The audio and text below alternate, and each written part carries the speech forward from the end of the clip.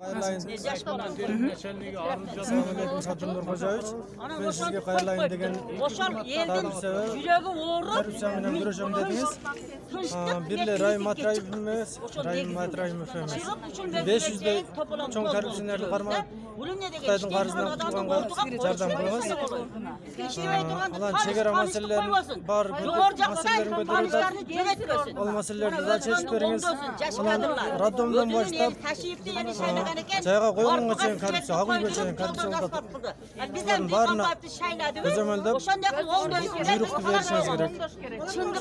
Анан кечеги бийликке кошомат кылып аткандарды жаныңызга жылып атпаганыңызды суранам.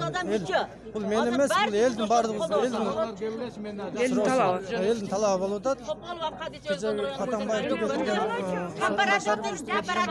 сизге дагы эртең эле кайра сизге деле сизди деле жарга түрдө турган азыркы жаныңызда жүргөндөр. Ошолордон алысыраак болуңуз деп суранабыз.